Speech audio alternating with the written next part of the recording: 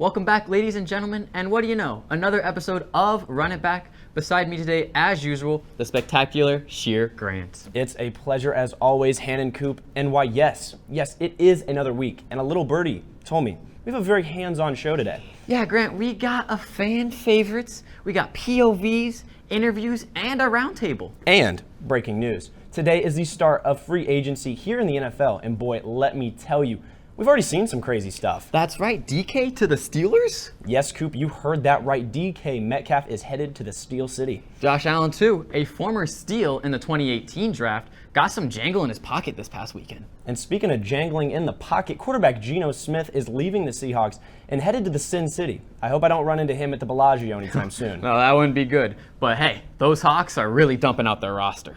And speaking of Hawks, the Jayhawks have been rolling here in Lawrence, but more on that in a jiffy. For now, let's get spiffy. Intro.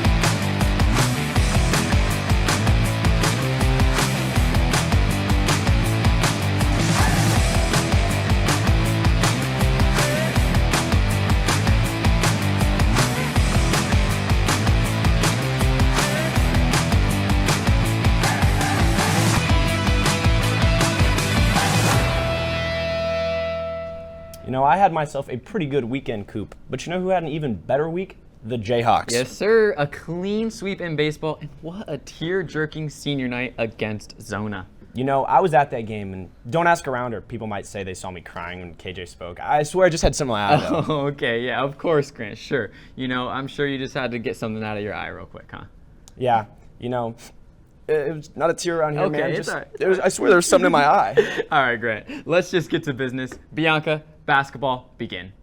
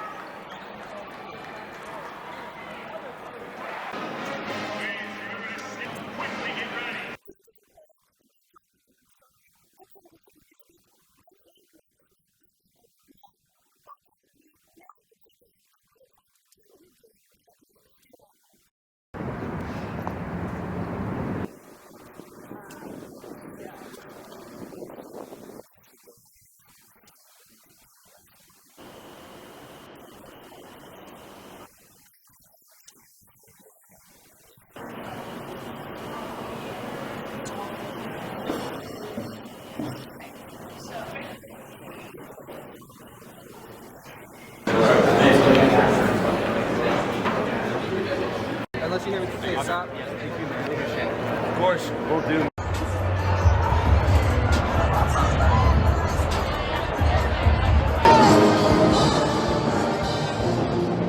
We are 20 minutes away from tip-off here in Allen Fieldhouse. I'm excited. You're excited.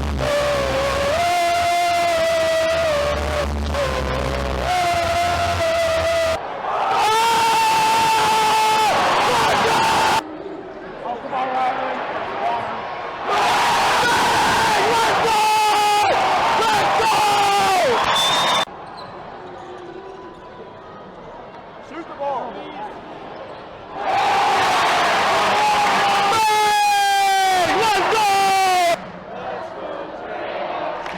There we go, shoot it! Bang! Let's go! one thing we do not do in the student section is sit down. We do not sit down at all. Green. Bang, bang, bang. Come on, let's go, Noir.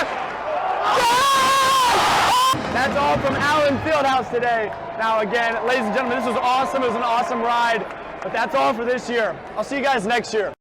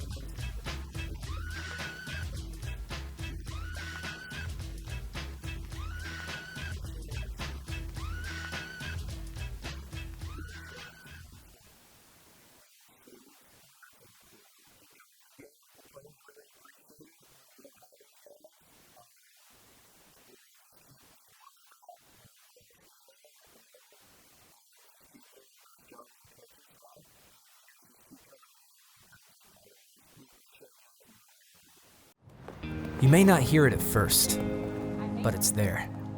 Our chant, rising.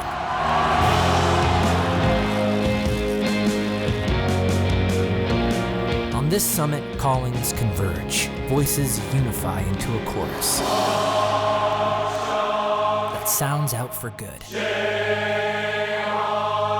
for greatness. Can you hear it? Well, alrighty. Back to the pro world. Grant, you get that thing out of your eye? Yep, 100% Coop. I'm cheery and filled with joy. I love this.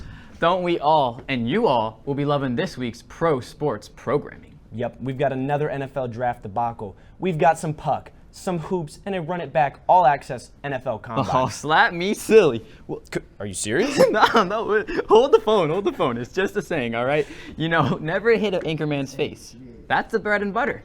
Bread and butter is right. Jude, Olivier, let's see what y'all cooked up. Got you, Grant. Today, we've got edge rushers, one of the most important positions in football. Olivier, who do we got at the top of the board? We've got Abdul Carter out of Penn State. He's one of the few blue chip prospects in this draft. Now, there are going to be a lot of Micah Parsons comparisons. They both started playing off the ball at Penn State, but they're just so explosive they had to be moved to the edge. I mean, this guy is so young, too. He just turned 21 years old on January 4th. He's got a great combination of speed, size, and strength. And, I mean, there's so many great things about Abdul Carter, but I think that we have to talk about some of the issues that are kind of threatening and scaring away GMs. And they're very few, but he plays really fast. He can over-pursue as a tackler.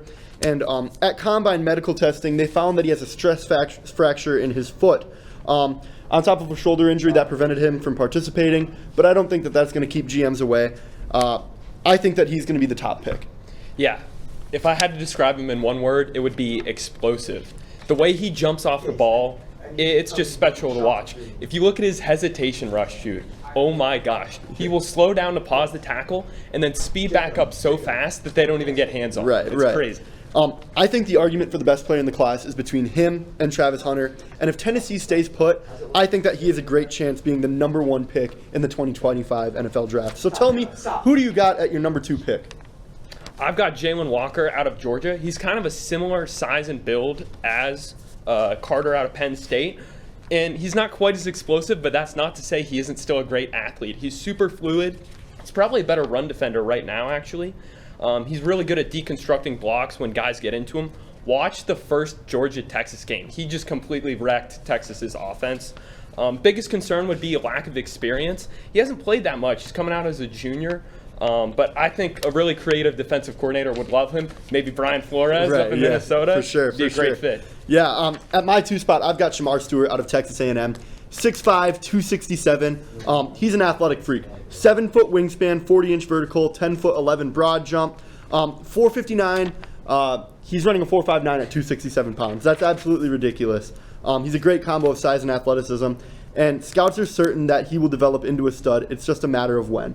So that's all we've got this week for edge rushers. And we'll be back after spring break with some more intriguing draft prospects. Next, let's head over to Caroline with some NHL news. Thanks, guys. The 2025 NHL trade deadline on Friday was a great success for some of the top contenders for the playoffs, so let's get into some of the biggest winners of the deadline. The Dallas Stars are our first winner as they acquired one of the greatest talents moved in Mikko Rantanen after a chaotic few months moving from the Avs to the Canes on just January 24th. Rantanen finally found his place in Dallas, signing an 8-year, $96 million contract. GM Jim Nill has once again proven his worth with this trade. He gained the powerful forward his team needed in Rantanen and managed to sign his star center Wyatt Johnson to a 5-year extension as well. The 2024 Stanley Cup champion Florida Panthers also won this trade deadline after taking Brad Marchand from Boston right at the buzzer on Friday. Marchand will be a fantastic forward for the Panthers. Florida also grabbed Seth Jones from Chicago, filling the biggest hole in their defense. Once Matthew Tkachuk returns after injury, their line will be pretty unstoppable. The final winners of the 2025 trade deadline are the Colorado Avalanche. Although they lost Casey Middlestat, Callum Ritchie, and some picks, the Avs picked up an upgrade in Brock Nelson and a solid center in Charlie Coyle in the last 24 hours before the deadline on top of that. The center depth added by the Avs was a great win for this team. That's all from me on the NHL today, so I'll send you to Jacob to check in with the NBA. Thanks, Caroline. The NBA is wrapping up their season in the next month, and there are some teams like the Lakers, Cavs, and Celtics who are looking hot this time around. But today we're going to talk about some teams who could have been contenders but have been plagued by injuries. Starting off with the San Antonio Spurs with Victor Wembanyama, who was already a superstar in his second season in the league. But unfortunately, in late February, he developed a deep vein thrombosis in his right shoulder, sidelining him for the rest of the season. Yet in 46 games he did play this season, he averaged 24 points, 11 rebounds, and led the league in blocks with 3.8 per game. Now, at the time of his injury, the Spurs were 23-29, but they were showing great signs of making a massive jump when they acquired De'Aaron Fox in a trade to accelerate the team's rebuild and hopefully launch them into a play-in game. But without Wemby, it's looking almost impossible for them to contend. The Spurs outscored opponents by 5.2 points per 100 possessions when Wemby was on the court. And on the defensive side, particularly in the paint, he contested over 8 shots per game and held opponents to just 59.2% shooting in the restricted area. He's also 7 feet tall. Now, that type of impact is irreplaceable, but for you Spurs fans, you'll be just fine because next season when he's back, you guys will be unstoppable. Our next team is the 76ers, who unlike the Spurs, were not headed in the right direction this season. Joel Embiid's season was shut down because of lingering injuries, and before that, he only played in 19 out of the 58 games at that point. And during those 19 games, he scored 23.8 points, 8.2 rebounds, which was down significantly from his MVP form. His limited mobility and his eventual absence crippled the team that was built to contend. They were 20-38 at the time of his shutdown, and they have since plummeted. They entered a 9-game losing streak and are now sitting at the 12th seed in the East. They are pretty much out of the play-in race and should now be looking at getting a top draft pick in the next season and preparing for next season. Now, the last team is the Dallas Mavericks, and I know some Dallas fans out there who currently hate their team right now for very good reasons. Let's start off with the trade of the decade when Luka Doncic was sent to the Lakers, and they received Anthony Davis, Max Christie, and a 2029 first-round pick. Now, we can debate that trade all day long, but with AD and Kyrie, the Mavs are in still a good position to make the playoffs. AD in his first game as a Mav scored 26 points, 19 rebounds, and 7 assists, and 3 blocks in 31 minutes. However, in the third quarter of that game, he suffered a left abductor strain, which sidelined him early in February. Which honestly, what can you even expect from AD at this point? Even though he played 76 games last year, he missed on average 35 games in the 3 previous seasons before last. And then to top it off, superstar Kyrie Irving, who gained majority of the workload post-Luka trade, tore his ACL, sidelining him for the rest of the season. The Mavs have since dropped off significantly from making the finals last year, and they are currently sitting at the 10th seed. Without Luka's abilities, AD's rim protection, or Kyrie's scoring and leadership abilities, the Mavs are pretty much done for, and I don't see them making the play-in game. But that is all the NBA I have for today. The NFL Combine just took place, and let's see how our guys here on RunitBack stack up in these drills.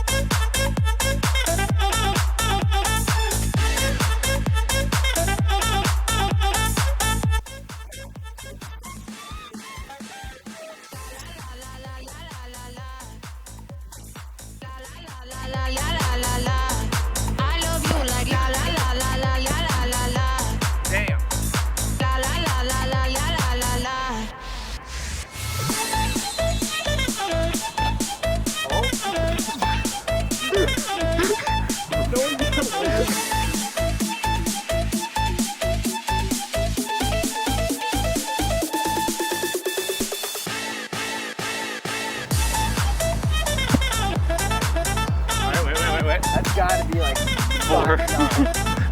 5'10".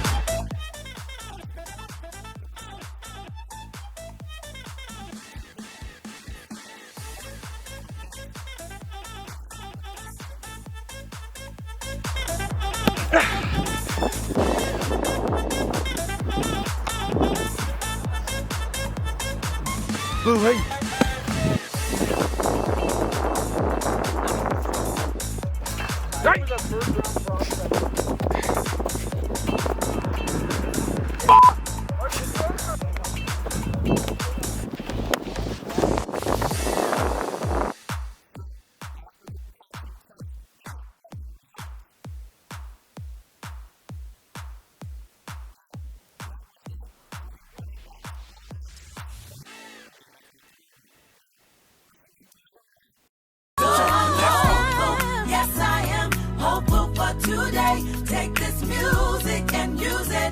let it take you away. And be hopeful, hopeful, and he'll make a way. I know it ain't easy, but that's okay. Cause we hopeful, yes I am hopeful for today. Take this music and use it, let it take you away. And be hopeful, hopeful, and he'll make a way.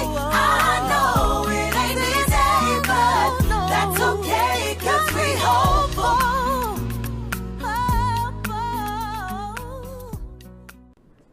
Man, I think I got like 6 turf burns from that field. Speaking of field, well, actually a dome, Major League Baseball is inching closer and closer to opening dome. However, I mention a dome because we will have regular season baseball before the long and awaited 27th. That's right, ladies and gentlemen, baseball is once again leading off the season in another country, this time taking place in the Tokyo Dome.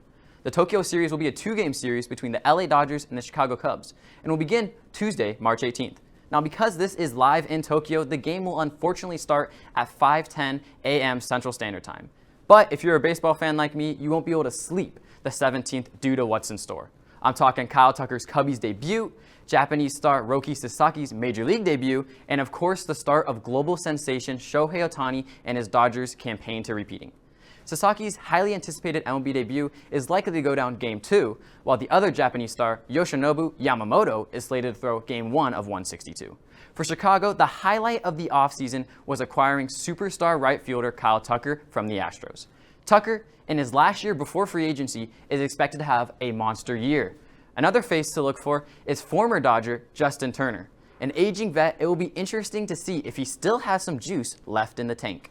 And if that's not enticing you to wake up at the crack of dawn, check out these uniforms they will be wearing. You are watching Run It Back, or in another word, Anata wa Aribi Omitemas. From adversity, we rose.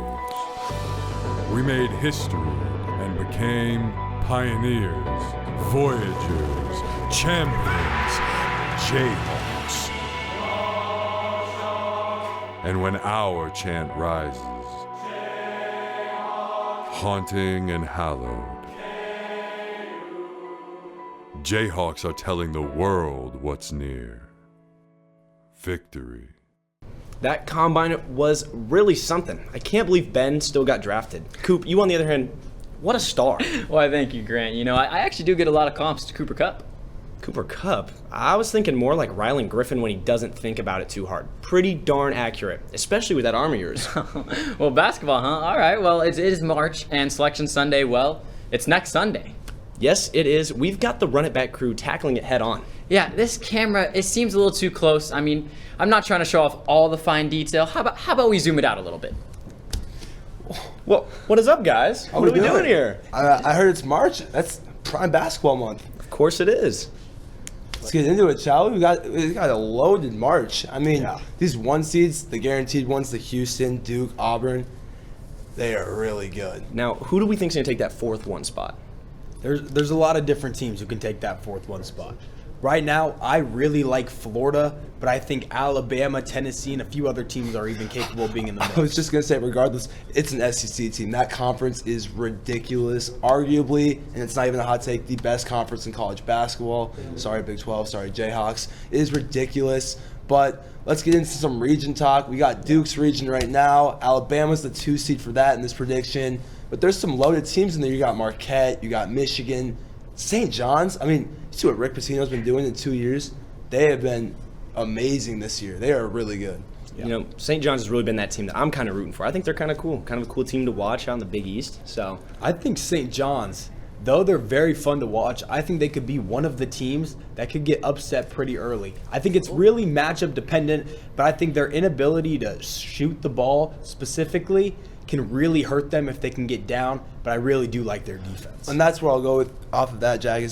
They are really poor at shooting, but I saw a stat that the other 2 teams that shoot that poorly, that are that good, were also coached by Rick Pitino, and both went to the national championship. And I think what separates them with that is if you watch them, they get the ball up quick. I mean, they are beating teams down the floor. They are scrappy on defense. They're really aggressive. They will punch you in your face, and they'll keep going. And they're a good rebounding team as well, and that helps come March. Mm-hmm. You know, another team I think we got to look at in that is number 2, Alabama. Alabama's going to be a good team. You know, They're fun to watch. They're a great team. Like you said, Emmett, they're in the SEC. That's a tough place to play. Any team there any given day can beat you. Well, you see the Mark Sears floater to knock down Auburn. That game was electric. It was insane. Those are two of the best teams in not only the SEC but the entire country, and two teams that a lot of people are going to be rooting for come March. Now, how about that third team that honestly for some reason gets a little hate, that young Duke team? I mean, they're claiming that they're not frauds, but they're playing a weak conference. They haven't played a ranked team since December, but I just think they're going to be loaded. I mean, you have Cooper Flagg, Con Knipple. They have such a loaded freshman class. That freshman class is fun to watch, and Cooper Flagg is not only the best player on Duke, the best player in the entire country. And the thing I like about Duke the most is, yeah, they might not play good teams, but they're beating these teams by 30 every week, it seems. At least they're showing their dominance, right? Exactly. Oh my goodness. I'm so excited for March. I just cannot wait. We'll keep it moving talking about other region talk. I think there are a lot of fun matchups in even the later regions that I think can provide a spark for March, specifically in the Sweet 16, Elite 8 kind of games. I mean, we just take a look at the TV right now. We're taking a look at a bunch of different regions and a lot of players who can make a real impact. I don't know. What do you guys think about some of those matchups? Well, geez. I mean, as a Jayhawk fan, I see that we're scheduled to play Indiana first round, and then we have Tennessee in the second round. And to be honest, it's a tough matchup. It's a very tough matchup. Obviously, you have to get past Indiana. But Tennessee, Zakai Ziegler, they are a loaded squad in a tough conference. But how about let's talk some Kentucky ball. You see, they lost some players to some injuries. There's shots at a national championship. First-year head coach, Mark Pope, right? He's bringing the faith, as John Rothstein would say. I don't know. I don't like their chances. Yeah, definitely. But you know who I see on that too? Houston. I think they're going to be a tough team to beat. They've looked amazing recently. I hate to say it, they took down our Jayhawks, but I hate to stop the fun here. We've done enough talking. Let's toss it over to Atakai for a play breakdown on a team he thinks is going to make a deep run in March this season.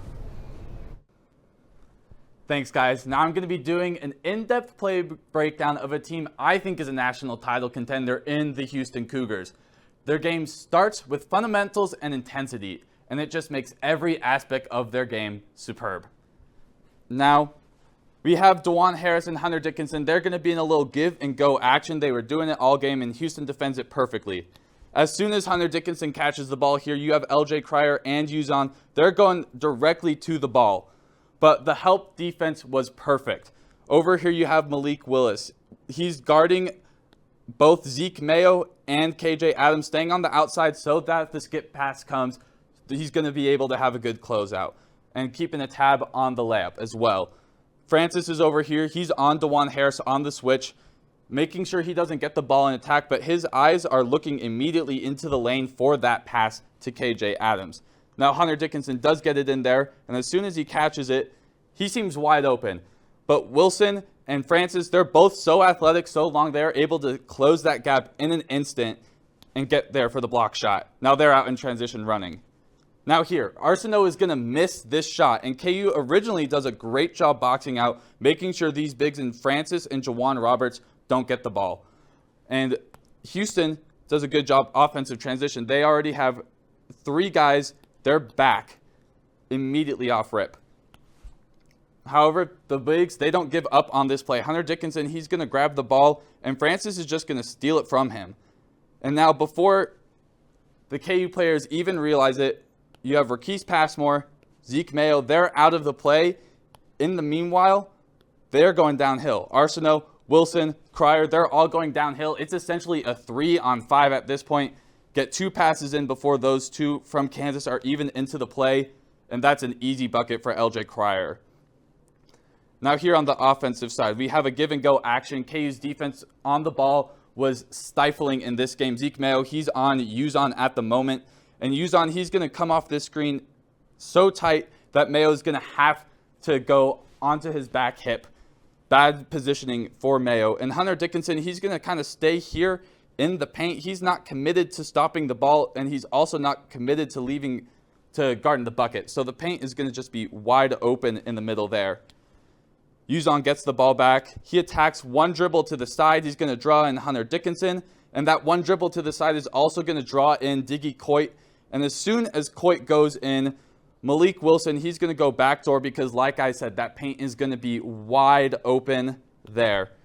Yuzon able to drop that pass to him. And now Hunter, he does a good job getting back. He looks like he's going to have a block here. He gives about 6 inches on Wilson there.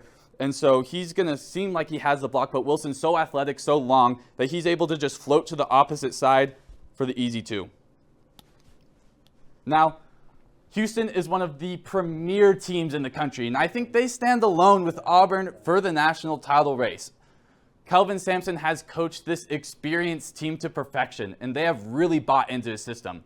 I'm excited to see what the Cougs do come the tourney. Speaking of the tournament, Jack and Emmett will be reviewing some of the bubble teams and what they need to do to make the madness. Take it away, boys. Thanks, Adakai. It is March and it is conference tournament week. Some teams are looking to solidify a seed in the upcoming NCAA tournament, while others are looking to play themselves into the field. Today we will look at a few of those teams on the bubble. Let's waste no time. Emmett, North Carolina, what do you think about them? I mean, just super disappointing year. I think that their strength of schedule isn't very good. It's in the ACC, one of the poorer conferences. I just think they have no business even being considered to be in the tournament whatsoever. 1-11 in quad 1 games, no good wins, a lot of bad losses. And that's what we'll see as a common theme throughout these teams. These teams don't have horrific losses to say, but they don't have any good wins that should put them in the field. North Carolina is only 1-11 in quad 1 games. Like how are you making a case to be in the tournament when you can't win big games? It's not good, and I think one of the problems has to be with Hubert Davis, which I was going to briefly touch on. Them re-signing him through 2030 is not what I expected. No. Not a good look. I think UNC is only going to go downhill. They have a big offseason. They got to work in the portal. But their time this year I think it should come to an end. Exactly.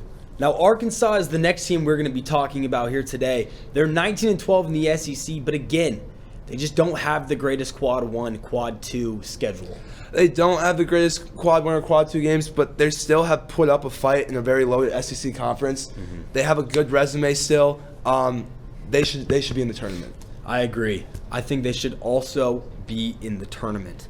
But that is all of the time that we have today. I appreciate you guys sitting in, talking to us about some teams that are on the bubble. Now, we'll send it over to Jaden to get some insight information on some issues in college basketball. Thanks, Jack and Emmett. In recent days, Kansas guard Zeke Mayo has been at the center of a troubling issue in college sports. Following the Jayhawks' loss to number 10 Texas Tech, Mayo received a barrage of racist and hateful messages on social media. This incident sheds light on the increasing pressures faced by student athletes in the modern era. Mayo courageously shared these offensive messages publicly, highlighting this growing problem. Kansas head coach Bill Self condemned the abuse, emphasizing his support for Mayo in a statement where he said, "Any criticism about the team should be directed at me. I'm the head coach." The extreme hate for players comes with the introduction of name, image, and likeness, also known as NIL agreements. These deals allow student athletes to monetize their personal brands through endorsements and sponsorships. When it comes to NIL earnings, football takes over half. Men's basketball has around 22%, with the next closest number being women's basketball.